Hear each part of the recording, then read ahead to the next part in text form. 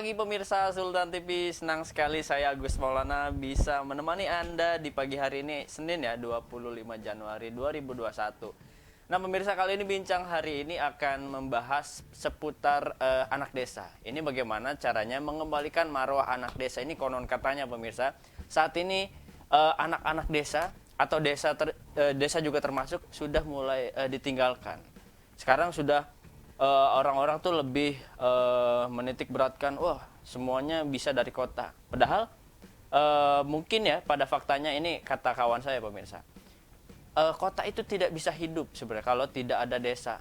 Nih orangnya sudah hadir di studio Sultan TV ini, ada Kang Fahmi Abduh SAP dari Direktur Eksekutif Suhaib Amiruddin Foundation atau SAF ya. SAF, Ya, selamat pagi Kang. Selamat pagi, Ya, Agus. ini panggilnya Bang aja lah ya. Ini Boleh, senior boleh. saya nih pemirsa di kampus. Nih Bang Fahmi. Bang, sapa-sapa dulu pemirsa Sultan TV yang ada di rumah, silahkan. Ya, terima kasih kepada teman-teman yang nanti coba kita akan membincangkan mungkin ya. terkait dengan bagaimana sih kondisi desa hari ini dan kemudian ingin seperti apa sih desa kita kita kembalikan lagi marwahnya. Lalu kita bertanya marwahnya seperti apa sih gitu. Nah, itu bagaimana dia. eksistensi desa hari ini. Betul. Dengan kondisi anak-anak desa yang semakin hari semakin memprihatinkan.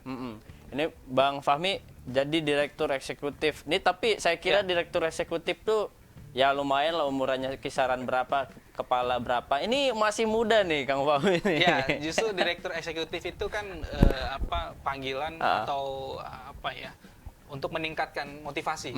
Meningkatkan motivasi, kedua bahwa anak-anak muda sekarang harus punya mimpi yang besar. Ya, gitu. ya, Termasuk ya. anak-anak desa. Anak desa harus punya mimpi yang besar. Betul. Karena para founding fathers pun ya rata-rata mereka dari desa. Dari desa, betul. Nih Bang Fahmi nih, saya mau nanya sih, ada apa sih kenapa SAF ini intens sekali, konsisten gitu, terus menggelorakan, menyorakan persoalan-persoalan anak desa dan juga desa?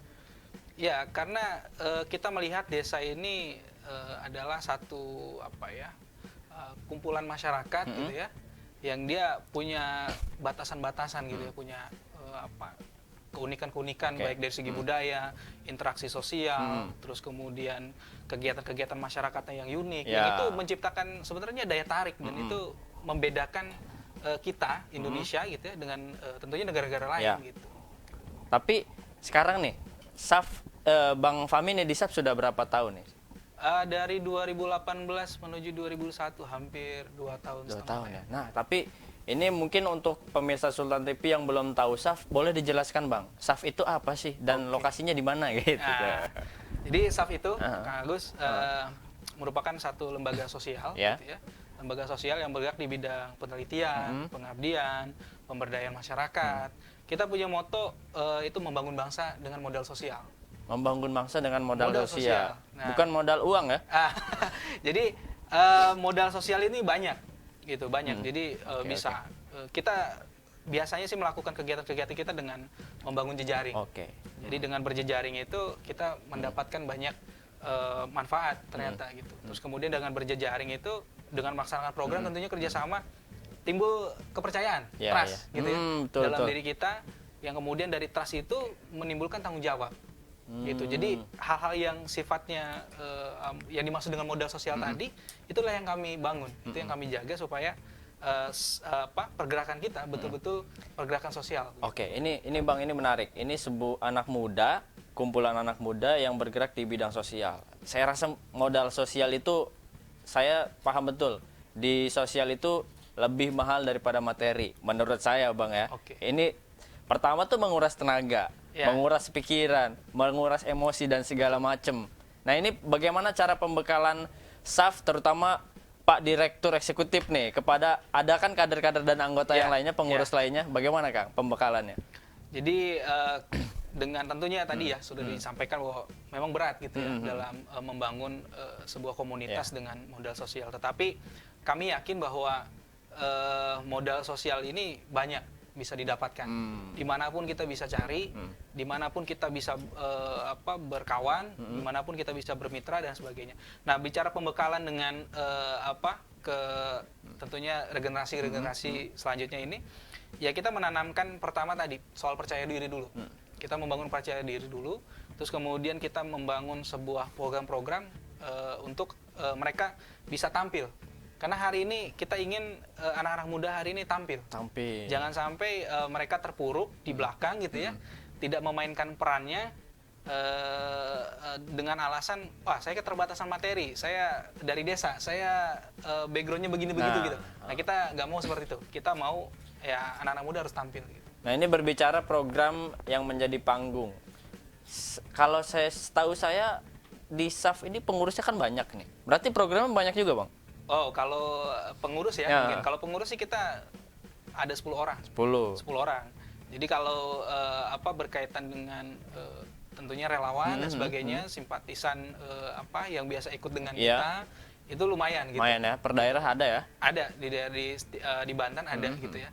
Bahkan kita sudah melebarkan sayap ke Sumatera gitu. Wow. Jadi dalam rangka mungkin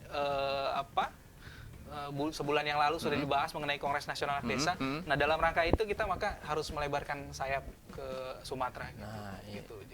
Jadi setiap orang bukan. Jadi program itu bisa lebih dari 10. Program sekarang kalau sekarang untuk tahun ini mungkin ya. Ini kan awal tahun juga ya. Benar-benar resolusi ya. Resolusi. Jadi untuk tahun ini sebenarnya program sih cukup kita 5. Tetapi dari program 5 ini kita continue. Itu yang kita inginkan. Yang pertama tentu dialog publik. Kita ingin terus mengedukasi masyarakat, terutama anak-anak muda gitu ya, baik yang di desa maupun di kota, mengenai pentingnya peran mereka. Pentingnya mereka paham tentang kondisi hari ini gitu, kondisi bangsa terutama ya. Pentingnya itu. Terus kedua, kita bangun literasi perpustakaan desa. Jadi bagaimana kita menginginkan desa juga harus terdidik. Minimal dari literasi, karena banyak masyarakat hari ini di desa terutama ini sudah cenderung tidak mementingkan soal literasi atau mungkin pendidikan mereka gitu. Karena hari ini mungkin banyak cenderung pendidikan hanya formalitas gitu ya, tetapi tidak pada substansinya misalnya. Yang ketiga tentu acara yang rutin kita laksanakan setiap tahunnya seperti milad begitu ya, harlah gitu ya. Harlah dari komunitas kita sendiri, agenda besar kita Kongres Nasional Desa ini. Jadi berbagai kegiatan kita selalu arahkan ke sana. Gitu. Kan di Sultan TV juga pernah nih pemirsa membahas Kongres Anak Desa bareng ketua pelaksananya waktu itu Andri ya. Nah ini yang menarik menurut saya adalah konsistensi tadi yang sudah dibilang sama Bang Fahmi, bahwa persoalan anak desa ini sekarang sudah desa ini sudah tidak jadi primadona. Tadi Bang Fahmi sebelum kita mulai saya ngobrol pemirsa. Kata Bang Fahmi, kota itu tidak bisa hidup kalau tidak ada desa. Begitu ya, Bang? Gimana tuh, Bang? Gitu. Nah. Jadi kalau kita lihat gitu ya, berbagai bidang kehidupan gitu yang ada di kota ternyata itu dipasok dari desa gitu. Terutama contoh sumber makanan. Masyarakat kota walaupun dengan berbagai rekayasa teknologi yang mereka gunakan itu tidak bisa bertahan hidup. Gitu. Kalau tidak ada desa. Justru desa lah yang memasok melalui pasar-pasar tradisional, melalui distributor-distributor pangan dan sebagainya. Dan itu sudah dibuktikan. Di tahun 2020 ini pandemi melanda Indonesia dan masyarakat kota kebingungan. Betul. Dan masyarakat desa itu sebenarnya kalau kita mau wawancara mereka gitu ya, kita tanya mereka bagaimana sih kehidupan mereka, sebenarnya mereka normal. Dalam memenuhi kebutuhan mereka bisa. Karena dari alam. Artinya desa ini tangguh. Desa ini bisa menghadapi berbagai tantangan sebetulnya. Mereka bisa hidup tanpa menggantungkan ke kota sebetulnya. Tetapi kalau kota itu tidak bisa hidup tanpa desa. Itu mungkin titik. Nah, pada saat pandemi betul saya juga baru ngeliat ternyata desa itu ya sama aja. Pada baik pemirsa gitu. Jadi tidak ada berubah apapun. Ya mungkin mereka kehilangan sedikit pasar ya. Gitu nggak? Kalau soal dalam pendistribusian pangan, ini kalau soal pangan. Iya, tapi sebenarnya yang mereka cari itu bisa dilakukan melalui skema-skema ya. Artinya barang-barang yang telah mereka produksi, kalau tidak laku dijual, ada berbagai skema sebetulnya bisa mereka lakukan. Contoh misalnya dengan lembaga-lembaga ekonomi di tingkat desa, itu melakukan barter dengan desa yang lain. Mereka butuhnya apa sih? Oh, saya penghasil telur nih. Oh, saya penghasil beras. Oh, saya penghasil olahan minyak misalnya. Jadi itu bisa tinggal dibarter saja sebetulnya, tanpa harus memerlukan pasar tadi gitu untuk Nah, ya berarti saya sempat mikir ini yang menjadi masalah itu di kota, pemirsa. Kota tuh kelabakan sekali, maksudnya buta gerak gitu ketika setelah pandemi melanda. Ini yang harus dilakukan oleh orang kota nih. Kita bahas orang kota dulu nih, yang merasa semua bisa dilakukan orang desa, ternyata pas pandemi melanda gelagapan. Ini harusnya dilakukan orang kota terhadap orang desa tuh bagaimana, Bang? Saya lebih mensiasatinya. Melihat begini. Jadi desa itu adalah cerminan. Desa adalah cerminan. Desa adalah cerminan Indonesia. Oleh karenanya masyarakat urban, masyarakat yang dari desa ke kota ini harus berpikir bagaimana sih menerapkan nilai-nilai yang ada di desa. Dibawa ke kota. Betul. Jadi sekarang kenapa sih problematika kota itu seolah-olah kejam begitu? Ya, kota sangat ini caruk marut gitu ya, numpuk semua persoalan. Terus interaksi sosial juga tidak berjalan. Ada perumahan-perumahan tetapi tidak ada interaksi sosial, rekayasa sosialnya tidak terbangun dan sebagainya. Ya karena tadi gitu. Apa yang ada di desa, nilai-nilai yang ada di desa itu tidak dibawa ke kota gitu. Jadi mereka cenderung saya datang ke sana ya sudah bawa apa yang ada dalam diri saya saja gitu. Ketika mereka berhadapan dengan berbeda daerah, berbeda budaya, berbeda latar belakang gitu ya, karakter dan sebagainya, sehingga mereka akhirnya di kota itu tidak menemukan sebenarnya mereka ini masyarakat yang seperti apa begitu. Kalau desa dia punya ininya, karakternya sendiri, jati dirinya sendiri gitu. Nah, sehingga itulah yang membuat mereka akhirnya acuh tak acuh, individualis dan sebagainya gitu. Nah, ini berarti berkaitan juga sama psikologis dan mental loh, Bang. Nah, ketika saya misalkan urban, orang-orang urban yang merantau dari desa ke kota, kebanyakan orang itu ya menganggap, wah saya lepas jati diri lah, anak desa. Ketika saya merantau di kota, ya saya sebagai kata Bang Fahmi bilang, ini gimana Bang cara mengatasinya? Saya rasa ini sedikit lumayan PR-nya gitu, harus merubah mental gitu. Jadi pertama tadi betul mental gitu ya, terkait dengan gengsi mungkin gengsi. Jadi sebenarnya tinggal bagaimana persepsi. Nah, jadi persepsi anak muda hari ini harus berpikir lebih jauh gitu ya. Karena kalau mereka berpikir terkait gengsi ya itu hanya sementara sebenarnya. Hidup di kota itu mereka menggantungkan hidup di kota ini ada berbagai faktor ya. Yang paling besar sih sebenarnya faktor ekonomi. Akses terhadap ekonomi. Mungkin juga infrastruktur atau mungkin layanan dan sebagainya gitu, pelayanan publik. Nah, memang di kota menyediakan itu gitu ya, menyediakan akses itu. Oleh karena supaya bagaimana orang yang urban ini balik ke desa, satu keharusan bagi desa harus membangun akses tersebut. Akses ekonomi, contoh di desa kita harus bangun lembaga ekonomi. Ada BUMDes, tapi bagaimana pergerakannya? Seperti apa sih pengelolaannya sebagai dan hiruk pikuknya BUMDesnya, sistemnya segala macam. Nah, itu harus dibenahi. Karena sekarang pemerintah sudah banyak sebenarnya menggelontorkan program ya, mulai dari lembaga ekonomi masyarakat (LEM) gitu ya, terus kemudian koperasi. Sebenarnya desa bisa membentuk unit-unit terkecil perekonomian dari kelompok-kelompok kekaryaan, misalnya ibu-ibu, emak-emak nih gitu kan, itu bisa membangkitkan itu. Nah, tinggal bagaimana sih tugasnya orang-orang yang merantau ini kan banyak motif. Ada yang punya pendidikan karena pendidikan, terus karena mencari nafkah. Nah, oleh karenanya kalau yang berpendidikan mereka pulang ke desa ini ya mengatur pola manajemen. Jadi manajemen perekonomian desa ini seperti apa sih? Desa ini mau dibangun seperti apa? Ya mereka harus berani mengkaji gitu. Terus kemudian yang mencari nafkah ya mereka harus mulai melihat potensi yang ada di desanya nih seperti apa. Nah, ini peran fungsinya pemerintah desa. Nah, perangkat-perangkatnya. Kebanyakan kan ya itu tadi gengsi ya. Itu mental. Nah, ini PR anak muda. Bang Fahmi masih anak muda dong tentunya. Insya Allah. Masih muda kalau menurut undang-undang. Bang Fahmi anak desa bukan nih? Ya, sebetulnya saya anak desa. Karena saya merasakan lah berbagai macam hiruk pikuk di desa. Dan mungkin kelahiran 2000 ke sini kalau di desa saya begitu ya, mungkin tidak merasakan lagi seperti apa sih bagaimana hiruk pikuknya ketika itu desa, gitu ya. Iya. Tapi yang jelas mereka tetaplah anak desa. Iya, Pada dasarnya anak desa ini kan diksi saja buat saya. Artinya semua manusia yang ada di Indonesia itu adalah anak desa. Karena desa ini identitas. Saya percaya bahwa desa ini adalah identitas Indonesia. Nah, saya juga sempat merasa bahwa pada sejatinya manusia itu ya harus bergantung pada kehidupan layaknya orang desa. Seperti pangan kan kebanyakan hasil bumi dan lain sebagainya. Seperti itu.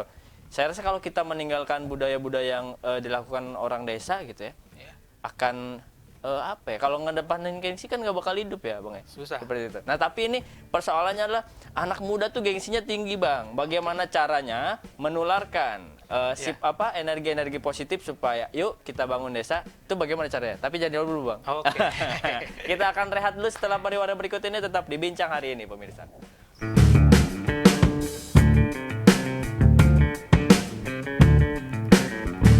Rapat juga Bali.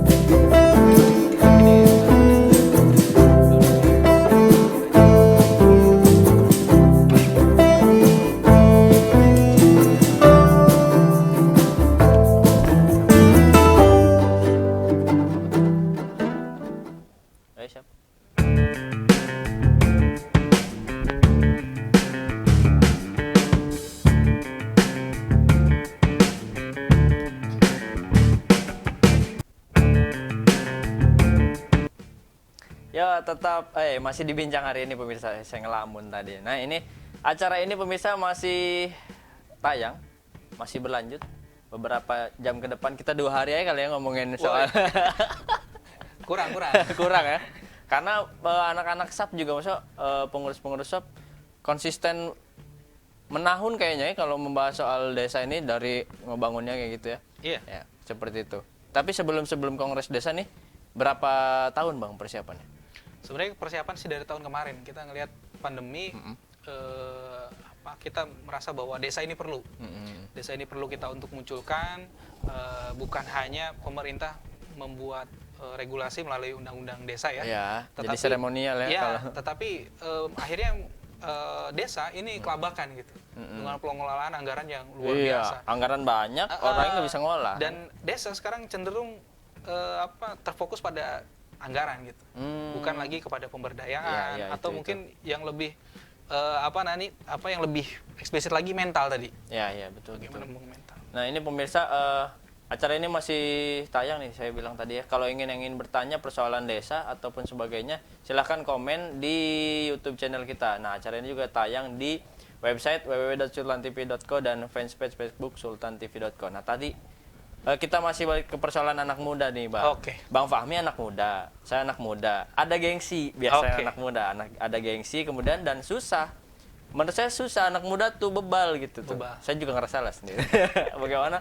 Bagaimana itu masih menggebu-gebu, merasa paling benar lah. Darah apa kata Haji Roma tuh darah muda, darahnya para remaja ya. Susah lah kalau dikasih tahu tuh. Nah, ini cara mentransfer pemahaman seperti Bang Fahmi. Mungkin kan Bang Fahmi pernah tuh merasa, oh saya paling benar dan lain sebagainya. Betul. Anak muda, wajar, manusiawi. Nah, sekarang udah mulai ini nih menggelorakan persoalan, oh desa itu kayak gini. Nah, itu gimana Bang mentransfernya? Sebenarnya sih tergantung nilai yang ada di dalam diri kita.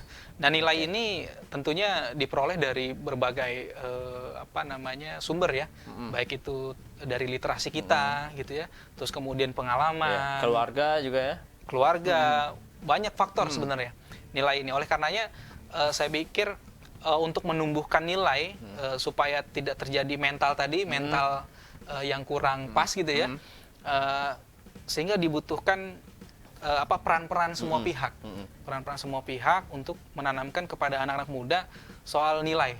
Jadi tidak selalu yang hidup di kota itu adalah orang sukses, tidak selalu yang hidup di kota itu adalah orang yang punya penghasilan besar, tidak selalu yang hidup di kota ini punya berbagai akses lah gitu. Sehingga nilai-nilai inilah yang harus kita tanamkan sehingga sangat mungkin anak desa itu akan kembali gitu. Ketika nilai-nilai tadi mereka resapi dan mereka tentu laksanakan. Nah, pada saat nilai ini masuk di benak pikiran anak-anak muda nih, fase seperti apa sih biasanya?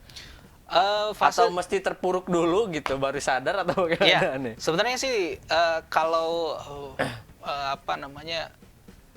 observasi.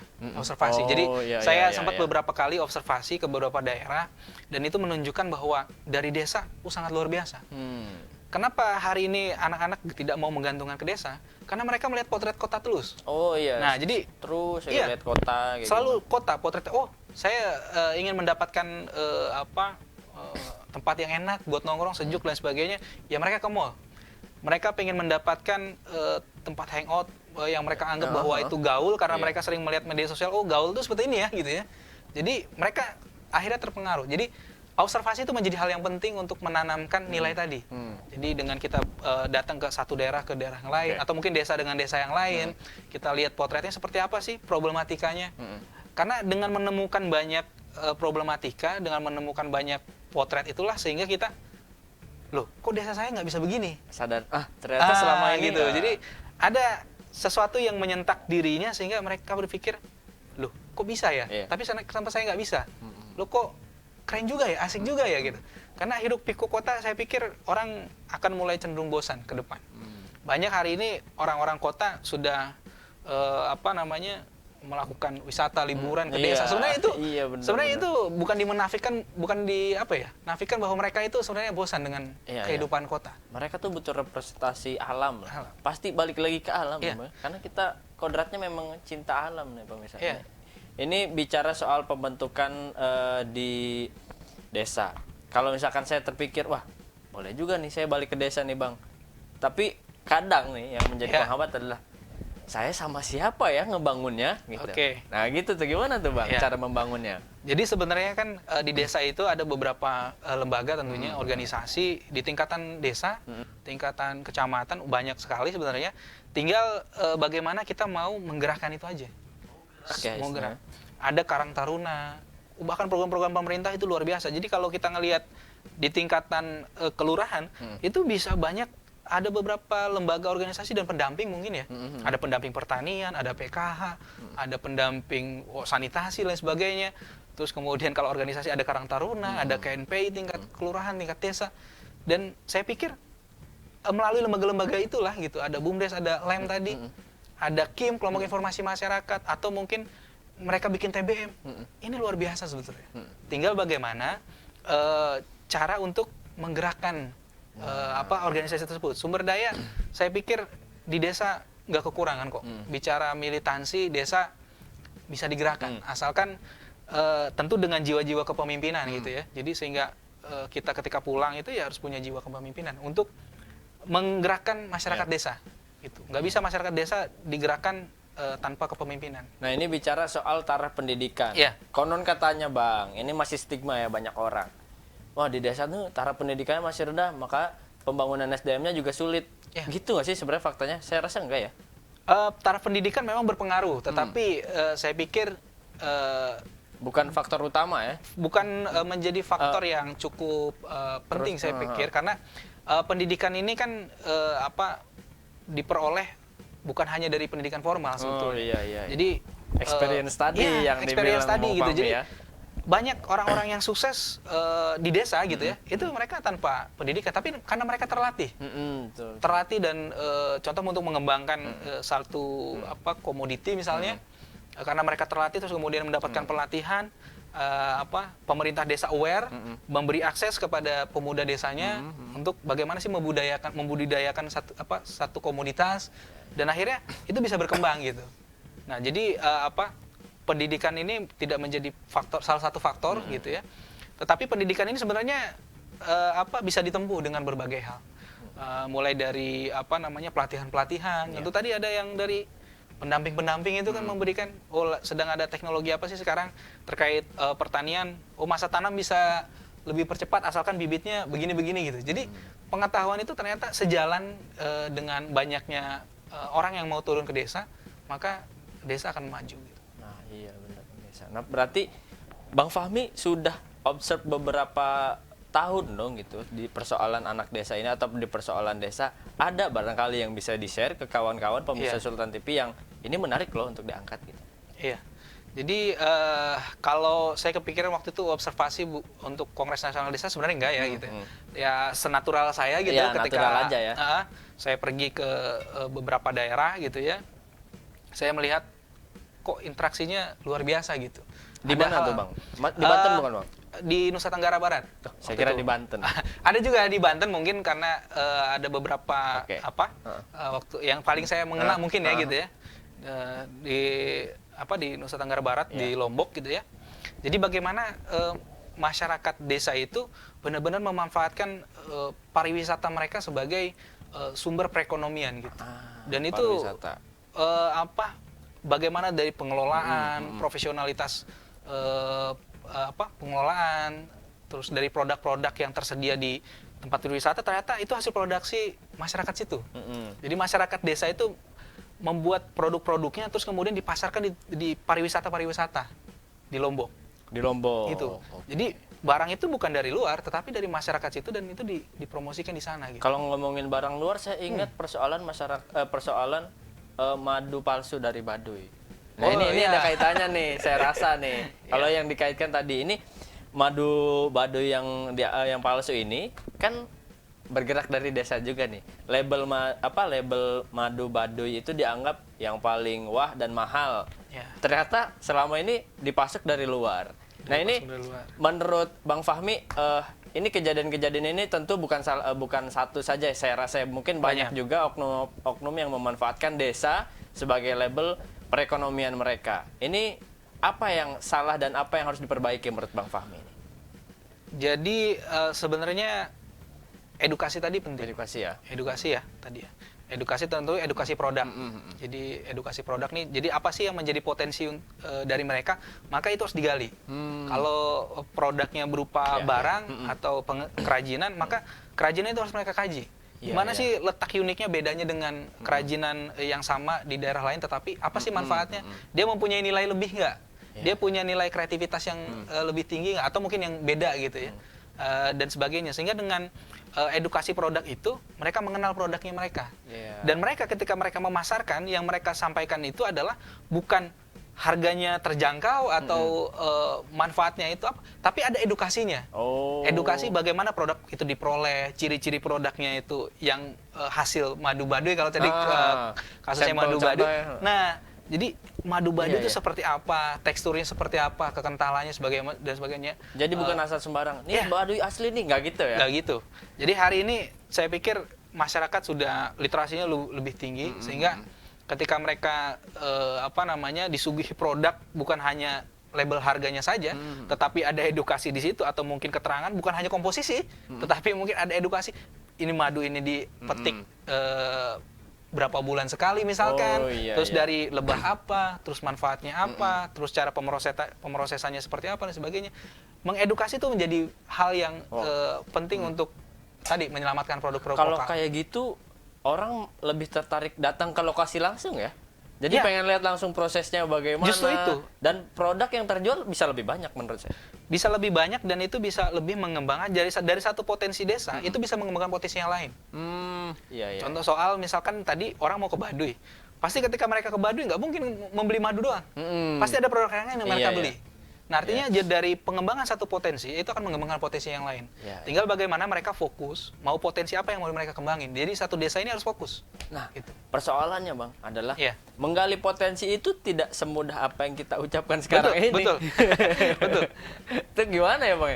Saya datang nih misalnya ke desa saya. Di benak pikiran saya potensinya ternyata saya potensinya A misalkan. Ternyata potensinya bukan itu gitu. Lalu gimana tuh Bang? Sebenarnya potensi potensi di desa-desa kita ini lebih banyak di alam ya. Gitu iya. Dari untuk hasil, di Banten ya? Dari hasil alam. Sebenarnya potensi ini sangat banyak. Tinggal bagaimana kita melihat kita dikenal sebagai daerah apa.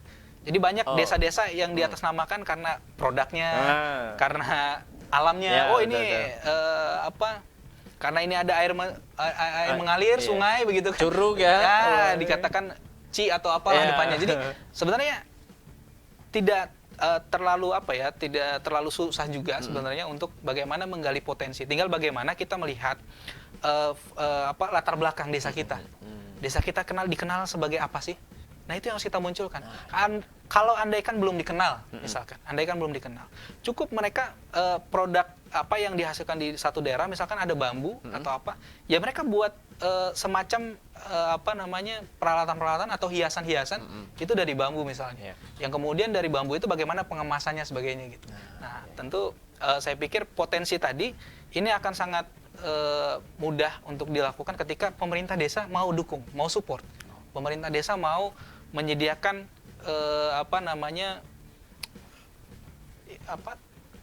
fasilitator sebagai medium lah. Betul, sebagai mediator untuk memberikan berbagai pengetahuan. Kalau ngomongin soal perangkat desa, saya jadi masih ingat banyak persoalan sebenarnya di perangkat desa ya. Ini kacamata saya nih, boleh dikoreksi sama Bang Fahmi. Persoalan perangkat desa itu tadi, desa itu sekarang orientasinya adalah money oriented pemirsa. Mohon maaf bila ada yang tersinggung ya, tapi ini kita ngobrol santai aja. Nih, desa itu menurut saya pada saat ini terlalu cenderung, wah ini anggaran harus terserap nih, anggaran harus dibangun untuk apa nih, lupa. Malah tadi kata Bang Fahmi SDM-nya tidak dibangun. Betul. Ini mindset lagi baliknya. Ini kalau tadi sudah kita ngomongin budaya pemudanya gitu, ini bagaimana untuk perangkat desanya gitu. Jadi perangkat desa ini salah satu supporting ya. Tapi jadi faktor penentu juga jadi faktor penentu karena mereka mau seperti apa juga mereka yang punya kekuasaan di wilayah tersebut kan begitu. Jadi perangkat desa ini harus mendukung dari berbagai sektor tentunya, baik dari tadi ya pemberdayaannya, terus kemudian melakukan berbagai sosialisasi, terus yang nggak kalah penting juga peraturan desa. Karena banyak sekarang desa tidak memberanikan diri untuk membuat peraturan desa. Sehingga desanya tidak jelas pemasukan desa ini dari mana saja sektornya, diambilnya dari mana. Karena kalau dengan ada peraturan, saya pikir Perdes ini sebagai pelindung juga, penjaga juga terhadap produk-produk desa. Karena banyak retail-retail sekarang mau udah masuk desa. Nah, perannya aparatur desa ini itu bisa untuk melindungi produk-produk desa yang tadi sudah dikreativitaskan dengan cara kerjasama. Jadi ada produk mereka yang masuk ke retail tadi gitu, waralaba tadi. Gitu. Katakanlah Anumart gitu tuh. Ya boleh dengan brand yang sudah ada untuk menaikkan ini dulu gitu ya. Yang penting produknya terpasarkan dulu. Ya, gitu. Madu Baduy masuk di Anumart bisa. Ya tapi kita akan rehat dulu Bang Fahmi. Obrolan akan semakin menarik, tetap dibincang hari ini pemirsa.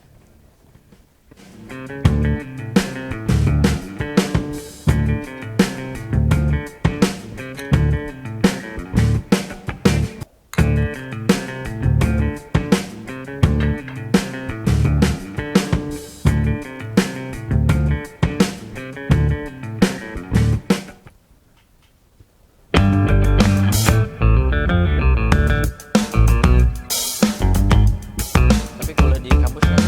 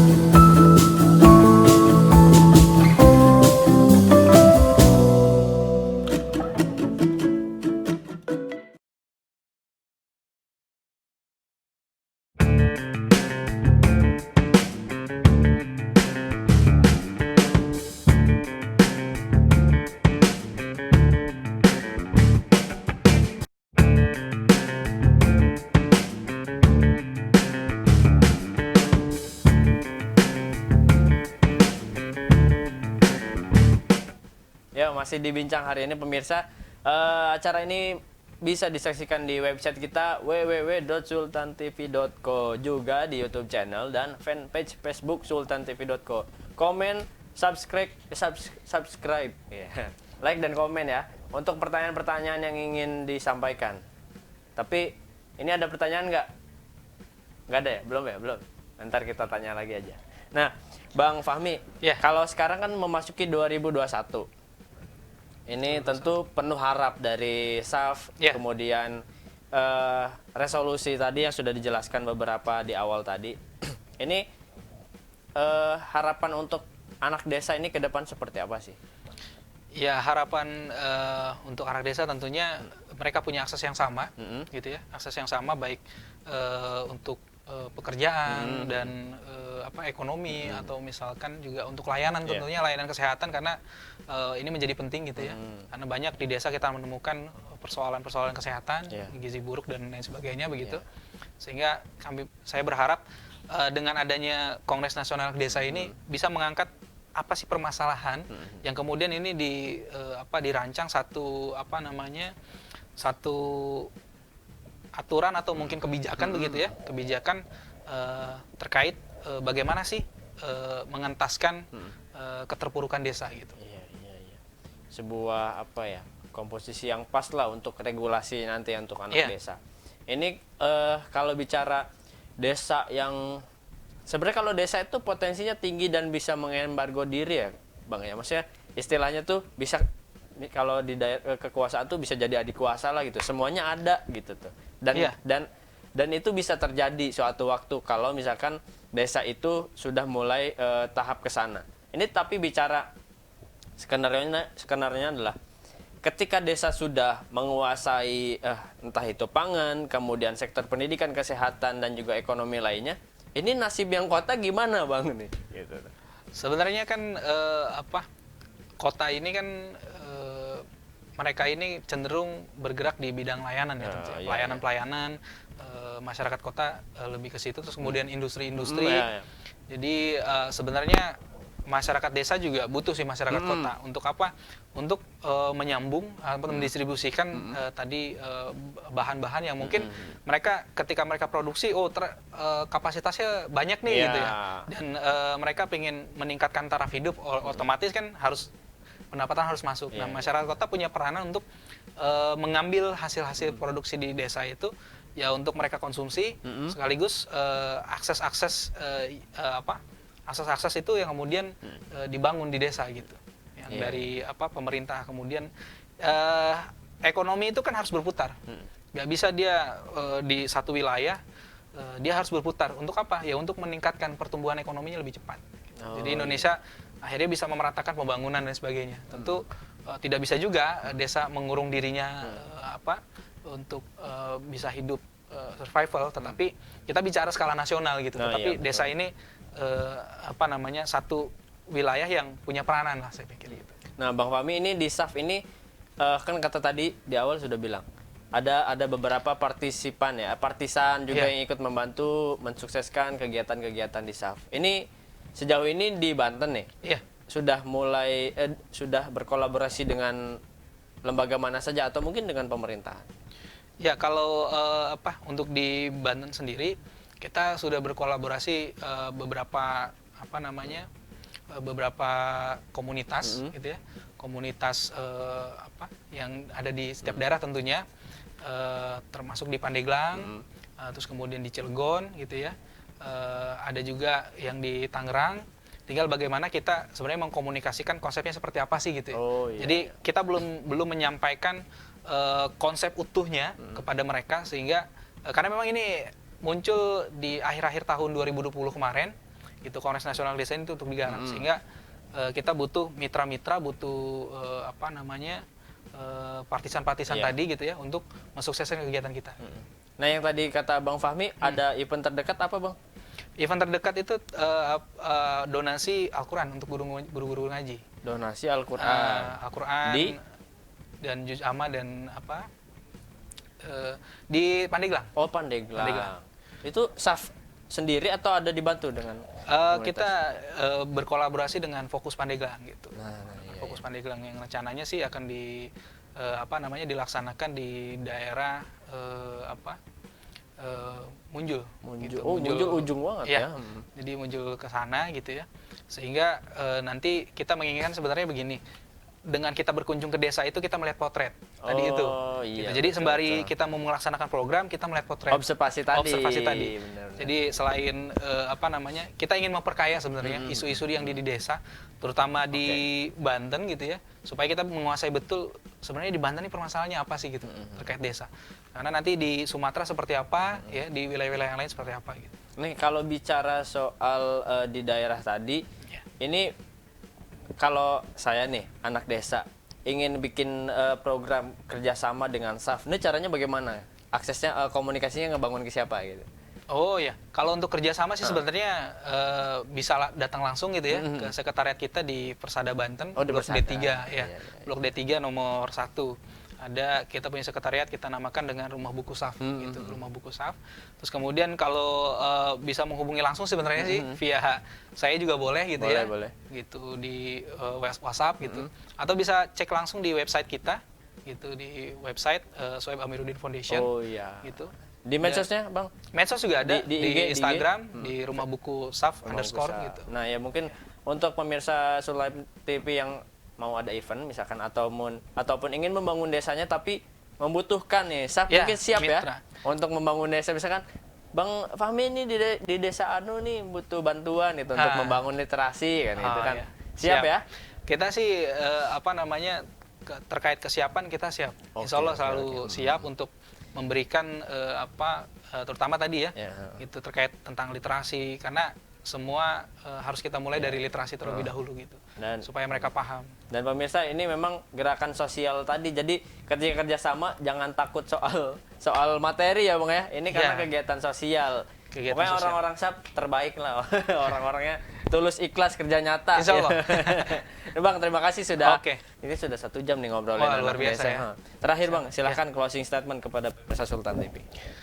Ya, terkait membangun ya, itu ya, membangun desa. Ini kita perlu mengandalkan berbagai pihak, kita perlu bermitra, dan masyarakat desa kita harus sadar bahwa kita merupakan cerminan gitu ya, cerminan Indonesia, sehingga desa juga harus maju, desa harus berdaya, desa harus mampu menyediakan berbagai solusi bagi permasalahan bangsa. Saya pikir itu. Oke, terima kasih Bang Fahmi, sukses selalu, sehat selalu bersama rekan-rekan SAF. Nah itu pemirsa obrolan kita pagi hari ini di hari Senin. Berarti abis ini geser kemana Bang? Senin ya masih padat gitu. Ada beberapa yang harus selesaikan di depan laptop. Pokoknya lancar ya. Nah itu pemirsa obrolan kita seputar anak desa. Memang potensi desa itu yang seperti dijelaskan Bang Fahmi tadi, jangan pesimis ya Bang ya. Karena potensinya sangat segudang. Yang penting kita mau gerak, jangan males gerak ya.